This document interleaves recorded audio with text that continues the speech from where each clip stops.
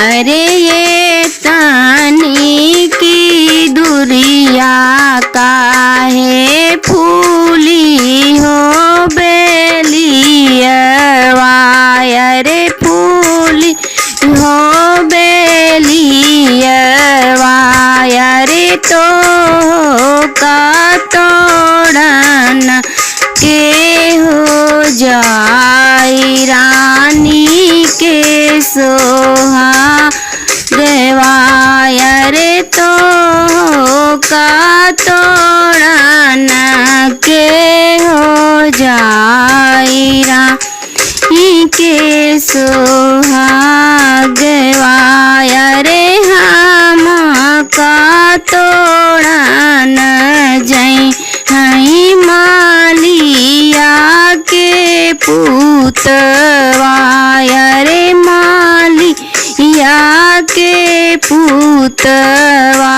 अरे जे करे बेलियवा के सादिना की सोहागवा। अरे जे करे बेलियवा के साद रानी के सोहागवा। अरे ये तनी की दूरी काहे बासियू हो कावानी बेटी। बासियू हो कावानी बेटी तो हो कायन के हो जाई रानी के सोहागवा। अरे तो का आनन के हो जाई रानी के सोहागवा। अरे हम कायन जई हई बाबा हो कावने रामा। बाबा हो कावने रामा।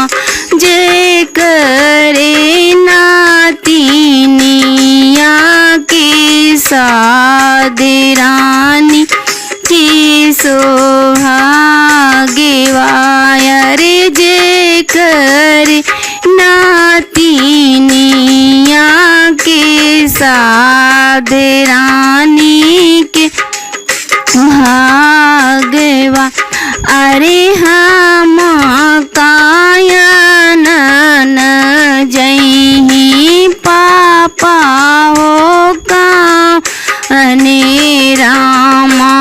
पापा हो कावने राम। अजे करे बेटियवा के साध रानी के सोहागवा। अरे जे करे बेटियवा के साध रानी के सोहागवा। अरे हम कायन जई हई चाचा हो कावने रामा। चाचा हो कावने रामा। जे करे बेटियवा के साद रानी के सोहागवा।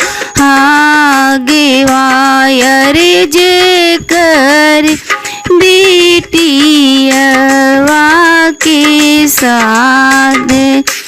अरे ये तानी की दुरिया काहे बासी हो कावानी बहिनी। बासी हो कावानी बहिनी तो का आनन के हो जाई रानी के सोहागवा।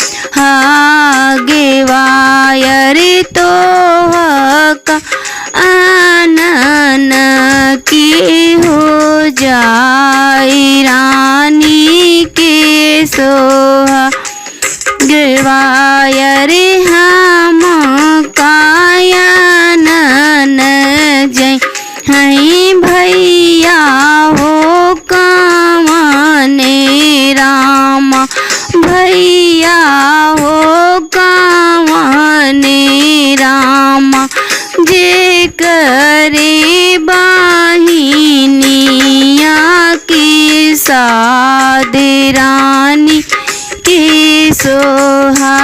सोहागवाय रे जे करे बाहिनिया के साद अरे ये तन की दुरिया काहे फूली ओ बेलिया रे फूली हो बेलिया रे तो का तो रन के हो जाई रानी के